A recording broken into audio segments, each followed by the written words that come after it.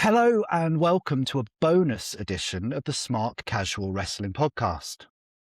Wrestling is a never-ending soap opera that we all love. We've got Raws, Smackdowns, PLEs, SNMEs. There's always something new, current or upcoming for us to break down on the main weekly pod. And we absolutely love doing that.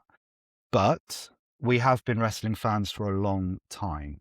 So starting this week, we're going to be introducing some shorter bonus episodes where we can dive into some of the other corners of our fandom without worrying so much about the weekly grind or where these storylines are heading. And for our first bonus chat, we are going straight to the granddaddy of them all, WrestleMania. There have been 41 WrestleManias, and Daniel and Sanjay and I have each sort of tasked each other with choosing our top 5 favourite WrestleMania matches. Before we dive into the full-on chat of it, though, as part of my little note-making today, I looked up how many WrestleMania matches there have been. Do you boys want to hazard a guess as to how many matches there have been in 41 WrestleManias? 340. I would say higher because I just remember some Probably is high. WrestleManias you'd have like 10 matches or something, squash matches and all Then sorts of WrestleMania stuff. 2 had like 3 nights. That's Yeah. right. So I'll probably say about 700. Oof. Okay, there haven't been that many.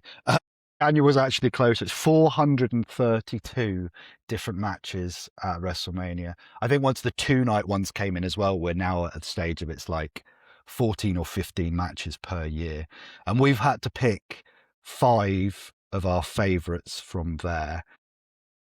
We haven't, by the way, if you're listening or watching, we haven't compared notes here. So there might be some of us have exactly the same match to talk about. But Sanjay, do you want to start us off with one of your favourites? Yes. One of my favorite, and I'll say this is probably my favorite, and it's only because I'm such a huge fan of The Undertaker. For WrestleMania, for me, means Undertaker. And then his streak was the biggest thing for every single WrestleMania. It used to be more important than the championships, more important than the storylines. I'd always say, you know what, WrestleMania is Undertaker's streak. And Brock Lesnar, Undertaker, that's got to be my favorite match. Because it was just, it was kind of like sad, but also exciting because I'm a big Brock guy and I wouldn't have anybody else break the streak but Brock Lesnar. And I know a lot of people did not like that fact that it was Brock Lesnar who beat it, but for me, it was kind of like a win-win. It's controversial at the time, wasn't it? And I remember for years, every year leading up to that moment, the talk was about who would it be that would break the streak. I remember it being in vogue for a time that it would be someone like Ted DiBiase Jr. or like Shelton Benjamin, or but I think Brock was a huge star already, wasn't he? I just think because if it was anybody else, for me, it would just be like, no, it's got to be someone who's just unbeatable. And at that time, it was Brock Lesnar coming back. You know, you just think, who else could have it been at that time if it was the time? I didn't really see anybody else big enough to break the streak because that's a huge thing for WrestleMania, for Undertaker's legendary status. So for me, it was kind of like, yeah, they will hate him, but it's Brock Lesnar, so it doesn't really matter if you hate him or not. Yeah, I thought it was a huge moment. It was a good shock. It was a very good shock. And I think, Daniel, you might have mentioned this a couple of weeks ago of like in the context of our quiz, but you said it was a moment where they had to let the crowd breathe and not play the music straight away because it was such a seismic moment. So, Daniel, do you want to offer a match of your own to the fold? My first one, so like Sanjay, being a big Undertaker fan, I was a big Bret Hart fan. A lot of my early years have been informed by Bret Hart. And the 2 matches that really got me into wrestling were Bret and Perfect at SummerSlam and Bret and Piper at WrestleMania 8. So in my top 5, or at least kicking it off, Bret and Piper at WrestleMania 8. If I'll quickly fly into the next one, but my second one is actually another Bret match, and probably my favorite Bret storyline, which was WrestleMania 10, and it's him versus Owen Hart, I love that match, and it's just such a wonderful story. I loved Owen as well, even as a massive Brett fan, as an 8-year-old watching like Owen, I'm thinking, oh, he's horrible. But because of Brett selling him as this really technical wizard, for lack of a better term, and just being really great, you also go, oh, he's so good, but he's a dick and I hate him and he's beating up my favorite. So yeah, those are my two favorite Brett matches, and they both easily make my top 5. Strangely, I suppose no Brett versus Austin in my top 5. I think that would be in my top 6. So my top 6 would be 50% Brett matches. Well, he's Yeah, that kind of figure, isn't he? So good. And am I right in thinking that Brett and Owen actually opened that yes, year's WrestleMania? That was the excellent, show opener, excellent which opener. maybe the best opener. For me personally, yeah, I can't think of many better.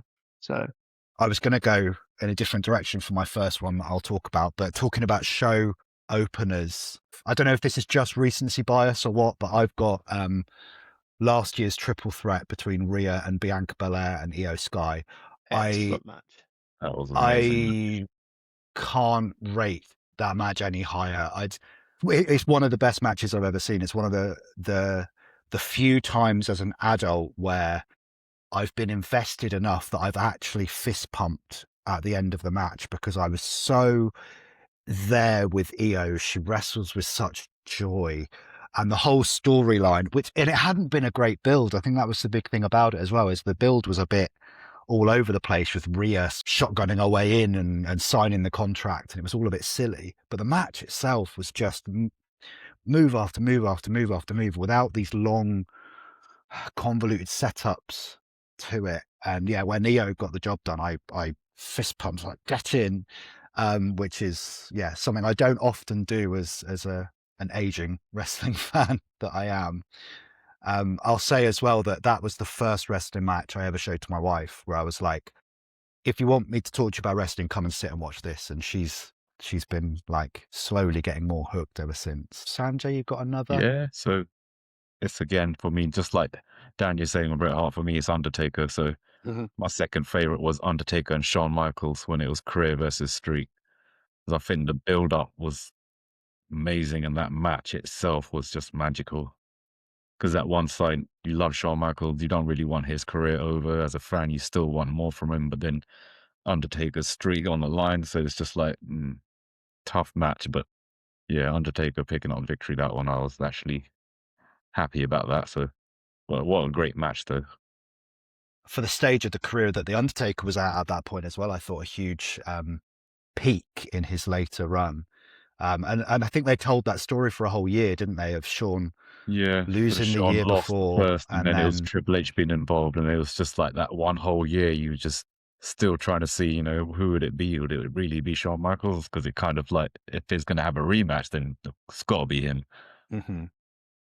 Yeah, no, I think that's a great match. It's on my short list. It didn't make my top 5, but it is there. It's in my top 5. Okay. I think 25 is the better match. And I think if we were talking about what I think are probably objectively the best matches, I think 25 would probably be up there. But I personally preferred 26. And I think it was because of what you said, Sanjay. It's that streak versus career thing. And there's that little bit of hope that maybe Michaels will do it. I mean, Michaels was excellent. You knew he was retiring, but there was just that hope or desire that maybe it's not. And I had the same thing with AJ Styles. Yeah, exactly. I was just going to bring up you don't want AJ him Styles. to retire. You want him to win as well, but then obviously. But yeah, no, so 26 makes it for me. 25 would probably still be in my top 10, but not in my top 5.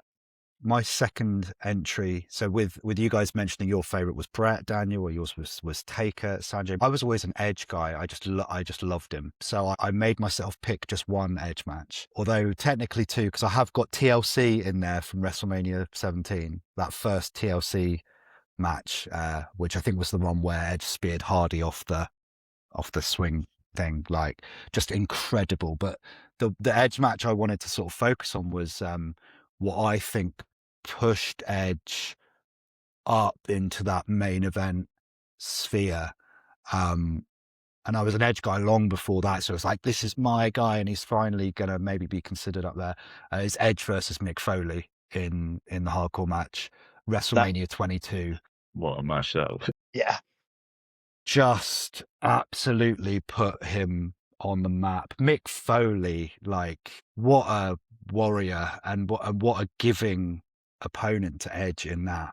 And I just remember being absolutely gobsmacked. And by this time, we're talking, WrestleMania 22. So I was, I wasn't a kid anymore. I was still a teenager, but you know that what you're watching is a staged performance. But Edge's performance of that, I just was captivated by it. And the table spot is, of course, the one that gets replayed over and over, the flaming table spear. But for me, the moment that sticks with me is actually the aftermath of that spear, because Edge sold it like he was shaking. The shaking, and his eyes were just like he'd been through a literal war. So yeah, Edge versus Foley for me is on my It was top very five much for on my sure. list for a few days. I love that match. It's great. I believe, Sanjay, you're the only one who hasn't announced a third. Oh, I suppose I have now done my third, with TLC. Yeah, go ahead, Sanjay. Bring number 3 along. My number 3 is, again, it's the storylines that lead up to WrestleMania, which I really enjoy. And then if the result is what I wanted, then that makes my top match sort of thing. So Roman and Cody, the first match they had at WrestleMania, because everybody was saying Cody's going to do it. He'll be the one to dethrone Roman Reigns.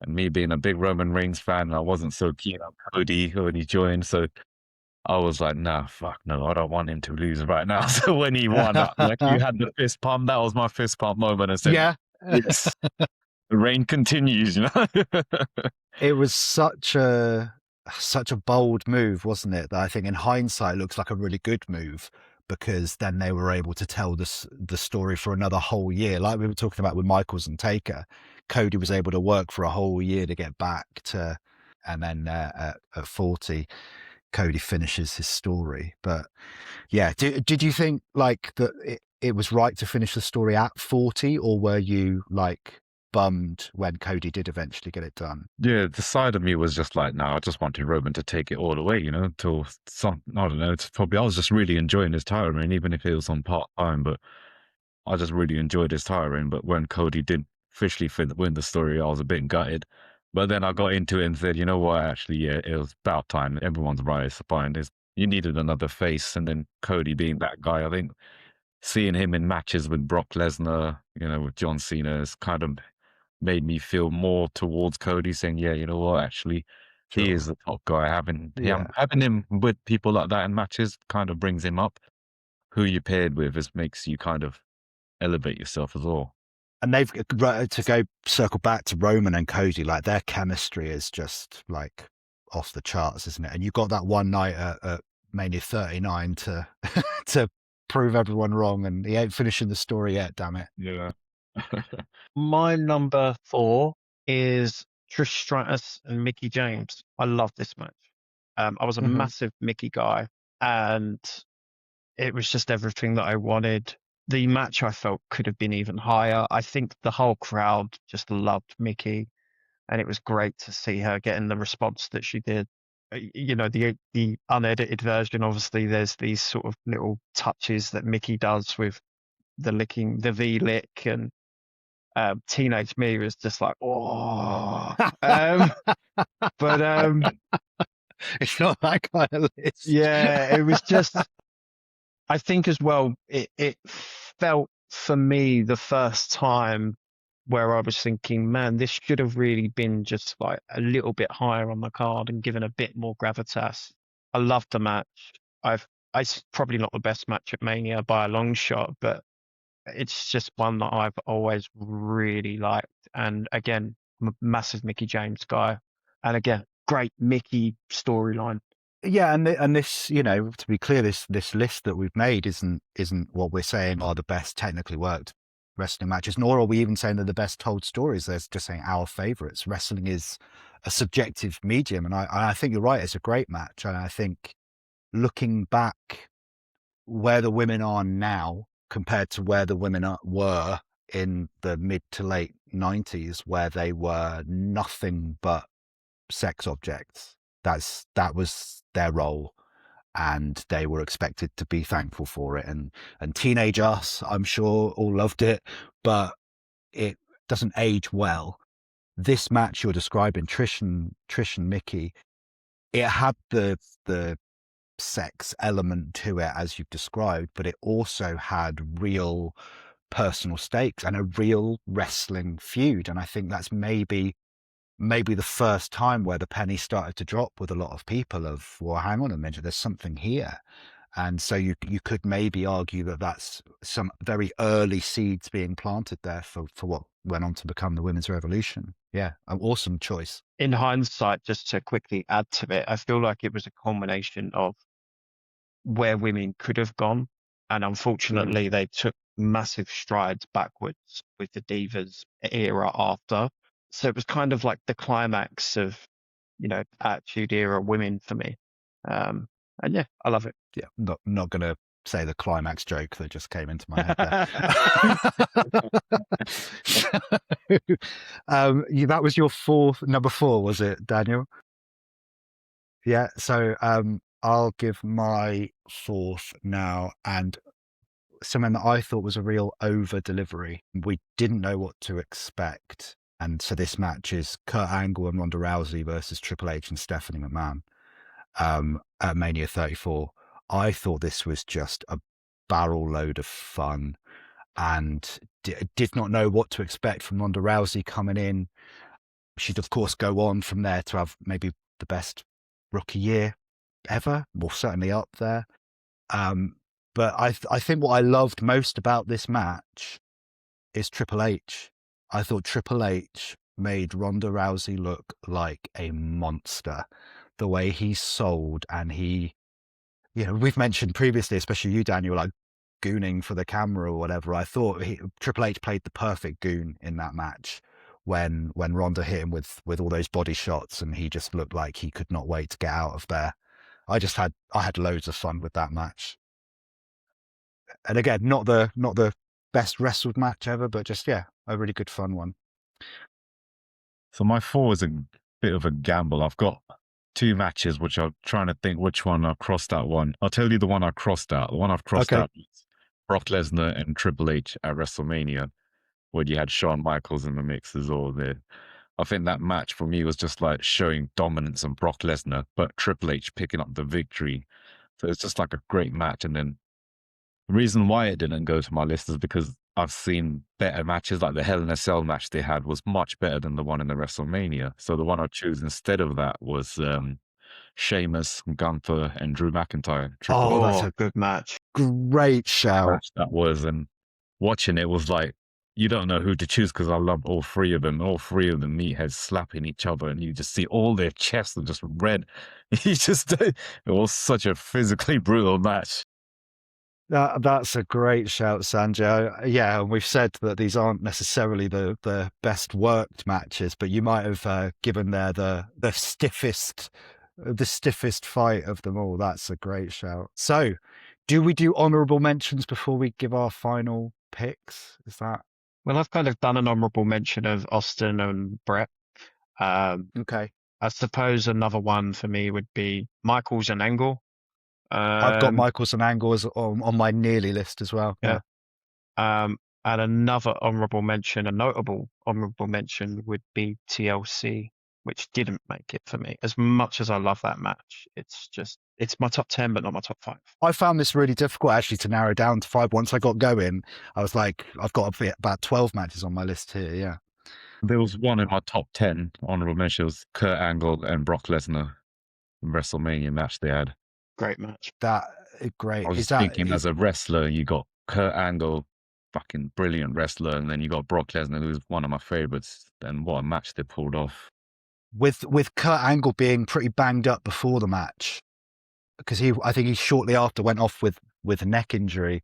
And Brock, obviously, during the match, concussed himself and was very lucky he didn't end his own career with that shooting star press. But yeah, awesome choice as a nearly match. I've got here, yeah, I had Kurt and Shawn Michaels on mine, Kurt and Eddie Guerrero on mine as well. Shawn Michaels, Chris Jericho. I loved that as a really fun match with Jericho low blowing him at the end. And I'll give my number 5 now. Go for it. So this one is maybe going to be divisive, because I think this is the kind of match you either loved it or you absolutely hated it. I loved it. I thought this was awesome. It's the Firefly Funhouse match between The Fiend and John Cena, or Bray Wyatt rather, and John Cena.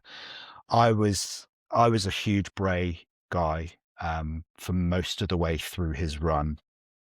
It got a little silly at points, and then he kind of disappeared, and then suddenly this Firefly Funhouse vignettes started, and they were just so great. It was so great to see them do something so left field, and to trust, by all accounts, Bray was a huge driving force behind that creativity.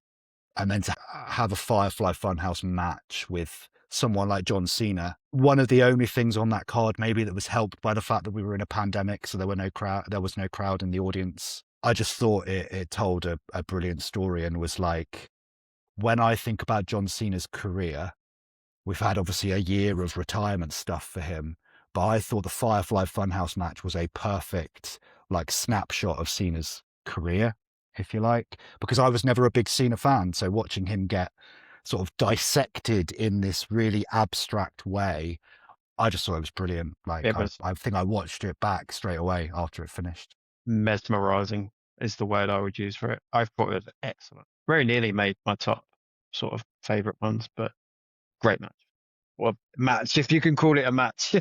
Right. I felt a little about putting it on there, but the experience I had was just, yeah, this is insane in the best way. But that was a high point there. It was absolutely incredible. Sanjay, what's your number 5? So pretty much same as you. My number 5 is you either love it or you hate it, and it's one of those cinematic ones on the time of COVID pandemic. It's the Boneyard match, AJ Styles Undertaker. I think for me it was just, I always wanted to see that old Undertaker again, the American badass coming on the motorbike with the bandana. It was always like a one of those where I just think, why don't you just come out on the bike one last time and just go around the ring with your bike, just choke slam somebody. It doesn't have to be a whole match, but I think I really enjoyed the match. I watched it back again, and it's just kind of like that cinema more than a whole match. It was just kind of like one of those days. And picking AJ Styles, because I think AJ Styles was heel that time, and AJ Styles as a heel is as great as he is as a space. So for me, that was kind of one of my favorites. I thought it was a great fun match as well, yeah, and an over delivery on my part as well, because I didn't know what to expect, and cinematic matches can be so. I don't, for example, like the Broken Matt Hardy stuff at all. But yeah, I thought it was a Boneyard match was a great match, and thought they were going to maybe run it back when when Taker came out and said we've got unfinished business the other week. But yeah, Daniel, what's your final entry into this list of favorite WrestleMania matches? I'm going to go to where we started, which is WrestleMania 30. And it's not Brock Lesnar and Undertaker, though. It is the triple threat main event with Daniel Bryan. I just have so many good memories from this match. It was just so much joy, and it was just joyful, and it brings a smile to my face now just thinking about it. I was watching it with friends. I was watching it with my wife, who I sort of got into wrestling at the time, and she really got behind Daniel Bryan. It's just a great match, really happy ending, great end to a WrestleMania, and just the culmination of just Bryan. and it's just wonderful. Like you couldn't have got anything better. The tail end of it wasn't as great, unfortunately, but I think that was he got It's injured, but it was just yeah. for years, I think the memory of that match was tinged a little bit, as you kind of alluded to, with what happened afterwards. Obviously, years down the line, he gets cleared to come back, and he had a great run in AEW. So that's kind of unlocked the joy of that match again. We don't have to watch it anymore tinged with that sadness. But I think what's so great about the Bryan run is that it had real jeopardy in it. It had a real sense of, I don't think they want this guy to win, and he's becoming undeniable. The crowd support is carrying him through, and yeah, just absolutely, yeah, amazing. It was, yeah, on my short list. It didn't make my final cut, but yeah, I felt similar about Kofi as well. Kofi and Bryan was Kofi's on my another great one. nearly list of just those really purely feel good moments. They make you feel warm on your in your tummy. So Absolutely, they do. Absolutely, it's what being a fan is all about. Awesome. Well, those have been our favorite WrestleMania matches. And you've heard in just from our short discussion here how difficult we found it to narrow down to just 5. I'm sure there are matches that we haven't even discussed that people will be shouting into their headphones or shouting at their screens that we didn't include. So please do leave us comments. Tell us about what your favorite WrestleMania matches are of all time. Ask us questions as well if there's anything else you want us to discuss in a future bonus episode, and we will be back for another Smark-Casual Wrestling podcast very soon. But until then, thank you, Daniel. thank you. And thank you, Sanjay. Thank you. And we will see you soon. Thank you.